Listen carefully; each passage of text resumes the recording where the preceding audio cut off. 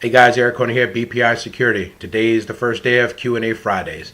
Before I get started on these questions, I want to go over one thing. I am a very literal person. I take your questions literally. I don't read in between the lines, so whatever you write me, I'm going to answer specifically to the question.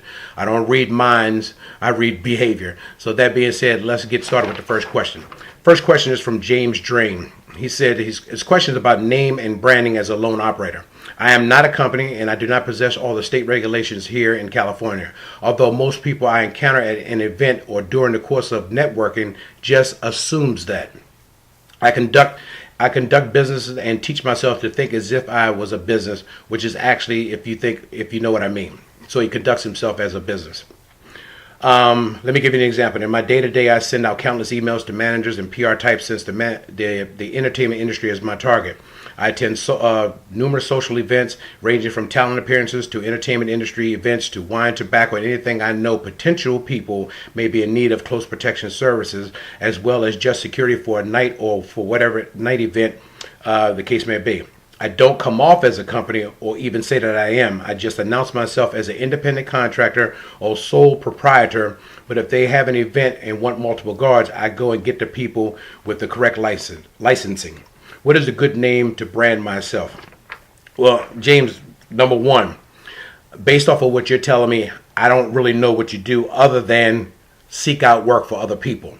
Now, you said you don't have the requisite licensing to operate as a company, but you go out and produce work, or at least look for work for other people that you can bring to the table to do the work. That being said, I'm not sure if you're licensed to even operate as an individual based off of your question. But you say you tell people you're a sole proprietor or independent contractor. Be very leery of the wording that you use if you don't have the paperwork to back that up. That's my message, number one. Number two, in terms of branding, to give it to you straight, what you're doing right here is no different than a headhunter.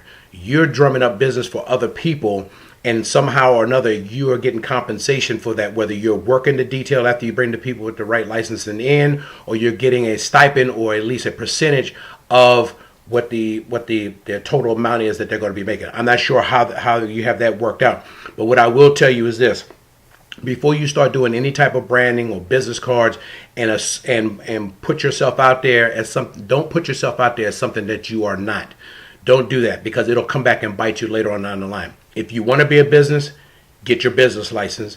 You're saying that you're acting business-like, which is great, but don't. If they're assuming that you're a business, it's because you're portraying yourself in a way to assume that you're a business. People just don't read in an individual coming up to them and say, oh, you must be a business owner. Something you're doing is portraying that image.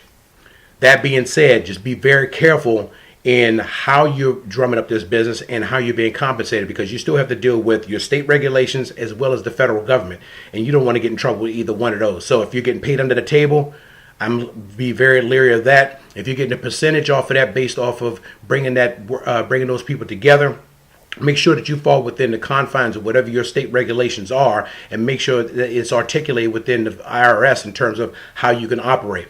At the very least, you need to be careful so that you don't cross any lines and get yourself in trouble later on down the line. Now, if you are an individual operator or a specialist out there, make sure you have your licenses. There's nothing wrong with bringing people to the table and then working under them after you've conjured up the business. But make sure you have a good agreement with those people that you're getting some type of percentage, or at least being compensated appropriately for bringing that business to the table. In the end, they're making out. You may be drumming up the business, but the only thing you're going to be coming across as is an individual that can work a detail that brings work to other companies. That being said, once the agreement is struck between the company you bring in with the proper licensing and that client, potential client, the agreement is between the two of them. You lose out totally because you're not part of that contract. So just keep those things in mind, and then kind of reshuffle your deck. If you want to talk to me offline, I can give you some suggestions on how you can do this so that you can be the beneficiary of all the hard work you're doing. So I hope that answers your question. Question number 2 comes from James as well. He said, hello, Eric. Another question. What is a reasonable time frame one should give themselves when entering the EP field, specifically those coming from a non-military or law enforcement background? Let me give you some historical background, James. about 10 years or more, only military and law enforcement guys were doing this industry, doing this business. Nowadays, there are countless guys within the industry that don't have either background, and they're doing a good job. So that being the case, you've come into the industry at a time where it's acceptable not to have either one. Now, there are certain companies out there that tend to lean towards military guys or law enforcement guys, and I have my take on that. I'm former Maryland State Trooper, so I'm kind of partial to police officers, but I'm kind of partial in the fact that we come to the table with certain background and historical perspective that benefits the industry, but doesn't mean that we're the end all be all to this industry. I don't agree with that. So there is no real timetable. What I would say is this industry is an industry of timing, not a timetable. If you find yourself in 5 years still beating the pavement and haven't been successful in getting repeated calls from multiple companies or the same company, you need to reshuffle your deck in terms of how you're presenting yourself, what type of people you're surrounding yourselves with, what kind of network do you have. This industry is all built on networks. Very few companies have full-time employees that are regularly working. Most guys will have a network of guys that they go to all the time. You say you live in California. That's a very high saturated state with guys doing this business. So what's the word I'm looking for? You're in a state that's going to be tough anyway. So you have to excel at every time you get an opportunity. You only have one time to make a first impression. Remember that. One time to make a first impression. And you're in a state that is highly saturated with guys doing this industry.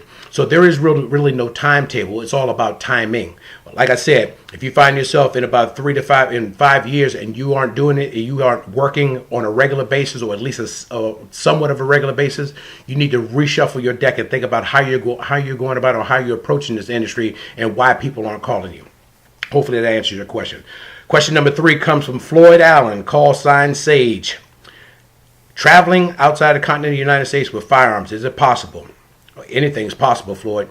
But we always go by the premise that it's not possible.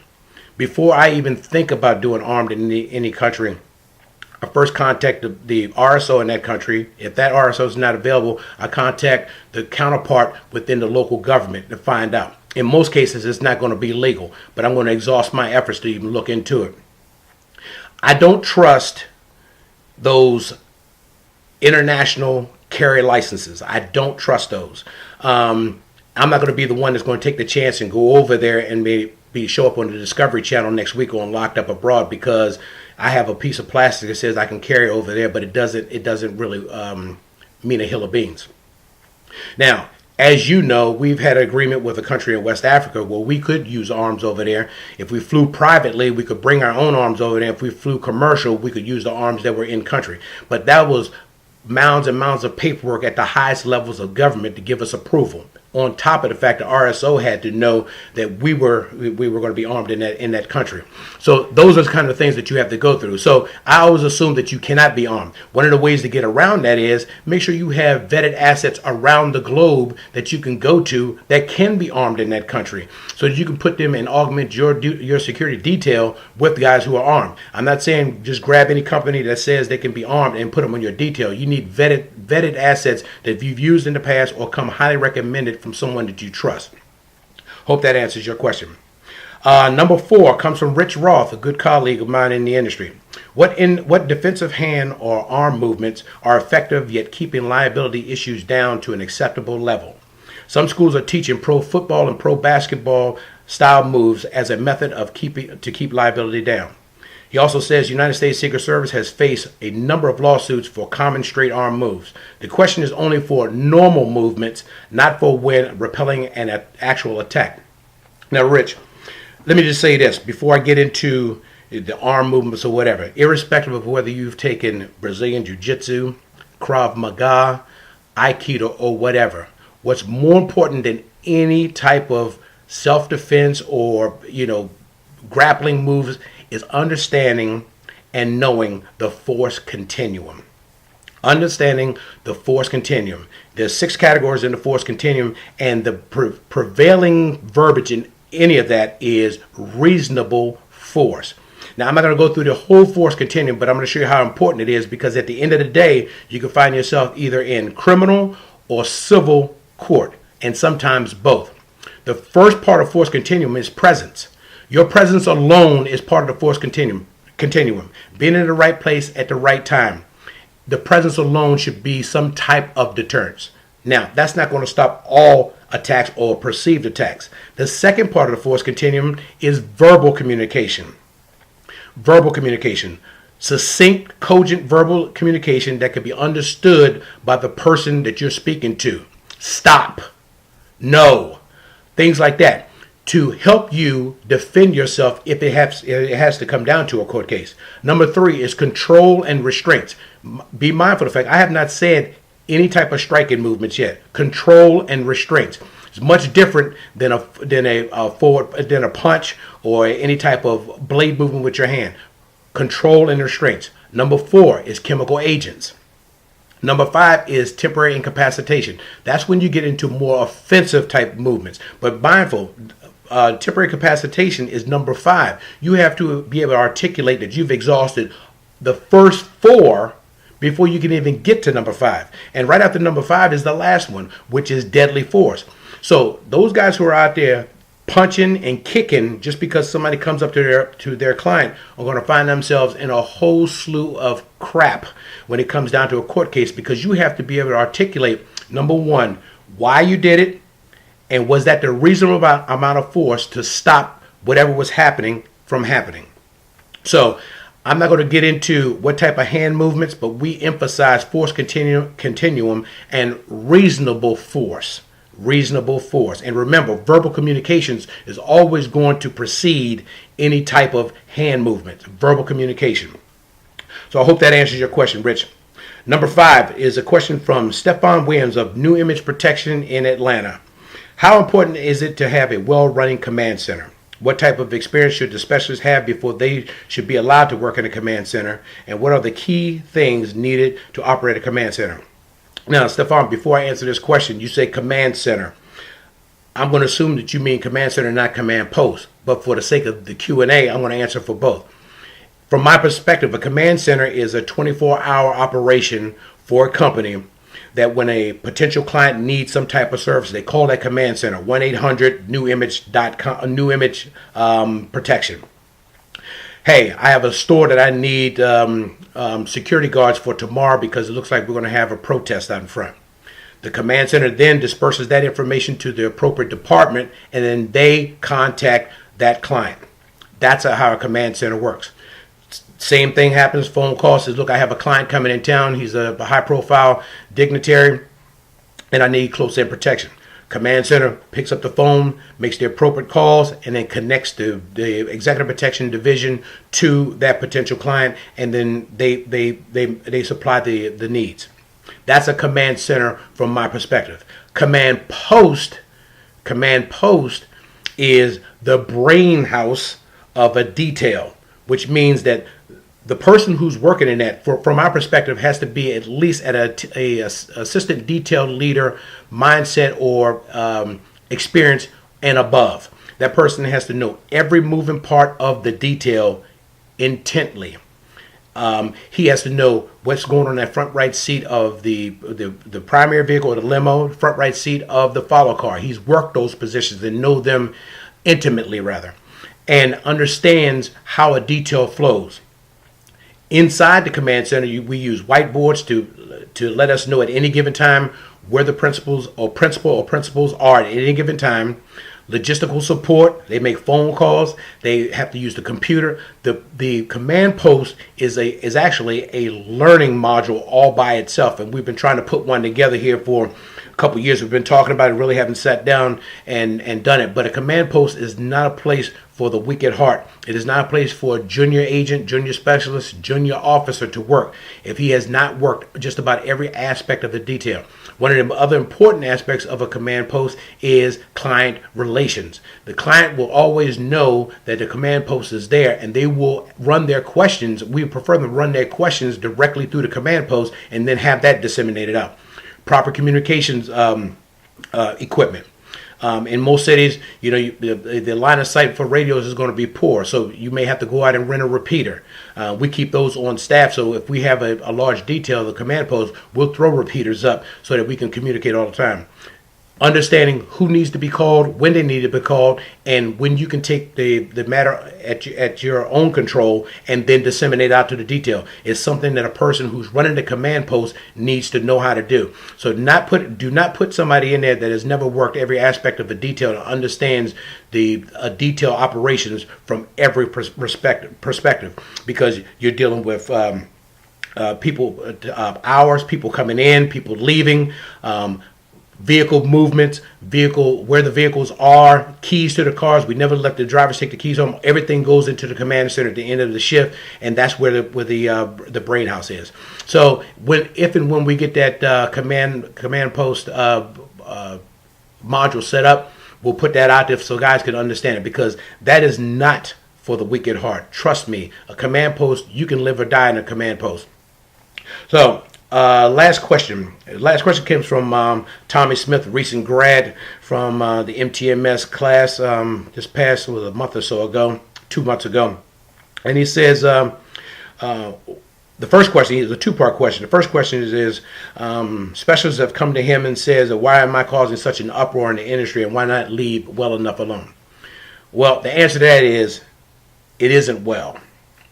It is not well. And I've said this over and over again. It's the same as if you're walking past your, I'm not going to say family member, let's say a lifelong friend, a friend for life, and you see him laying down there and he's in need. Are you going to walk past him? No, because you want to be friends for life. You're going to help him in whatever way you can. That's the way I view this industry. I enjoy this industry. I love this industry. I'm not in here because I'm trying to make money. Irrespective of the successes that I've had in this industry, it's a place that I enjoy. And based off of what you hear or you read, what you read that I put on the blogs every day, you can get that or glean that from my blogs. I don't take this industry lightly in any respect. The other part of the question was, why do you feel you've been so successful over the years? Well, I don't rest every day thinking that I'm successful. I've had a series of successes throughout the industry, and I would spend hours trying to explain my successes, from the day that I was hired with Vance International, from the day that I was at the gatehouse and Mark Fair came along and pulled me out the gatehouse and put me on my first detail, and I never looked back. From the time that I got my first break as a company owner, all of those have been series of successes that have allowed me today to be on this YouTube channel to answer questions from guys that I've never even met before, in most circumstances, that are waiting to hear what I have to say. So there are a series of successes that have gone along, but I don't rest on where I am right now thinking that I've made it, because it's not the case. One thing I wanted to get back on, when one of the questions I asked with James Drain is, and I think I said it before, you only have one time to make a first impression. One time to make a first impression. First impressions come in many different ways. It doesn't necessarily have to be one-on-one meeting. It could be your bio. When you send your bio to a company or a client, that's a first impression they have of you. Make sure you read that or send it to a proofreader to make sure it is professional, it is cogent and succinct, and it makes sense. People will get bios and resumes and read those things, and they will draw a conclusion based off of that page or 2 page that you send. They will draw a conclusion, a final conclusion, just based off of that. While I'm on it, all of you guys who are out there on Twitter and Facebook and the like, people are drawing conclusions based off of the irrelevant rhetoric that you're putting out there. I've spoken offline to a couple guys who've come to me, and I'm watching how it'll last for a couple of days, and you get right back to the irrelevant stuff that you're putting on the internet, and people are watching you. Once you hit that send button, it's out there. It's out there, and you can't retract. Well, this is what I meant. Well, why are you using this word? Was there another appropriate word to use? Or, I feel like doing something today, and it's not relevant to what it is. Now, if that's your launching board to go out there and just say anything you want to, understand the circumstances and the conclusions that are drawn by people in this industry that don't want to mess with you. So that is another way of a first impression. This is not an industry where you're going to come in and get rich overnight. You can talk to a lot of guys, and they're still struggling to make it. So if you're in this industry to make $1 million overnight, you're in the wrong industry. You're in the wrong industry. You have to want to be in this industry. This industry is an industry of calling. It's not a place where you just lay your hat one day just because you don't have anything else to do and just figure, okay, I can make some money here. This is not the place, because you have to put in work. You have to put in work with yourself, and you have to put in work on these details. So impression is everything. Remember that. Perception is everything. So anyway, I hope I answered everybody's question. We're going to do it again next Friday. If I didn't answer your question, email me again. I'll get back out here. I'll either send you a response. If you want me to put it back on the internet, on YouTube, to answer your question fully, I'll do that as well. Anyway, I hope I answered the question. Like I said, I hope I answered the questions to your satisfaction. Be very articulate in for future questions. Be very articulate in what it is that you want me to ask. Of these questions, there's probably 3 out of the 5 that I really understood what the questions were, and I answered the other ones to the best of my ability based off of the way the question was worded. So that being said, have a safe new year. Be safe always, rather. And I'll see you very soon. All right. Thanks a lot for tuning in.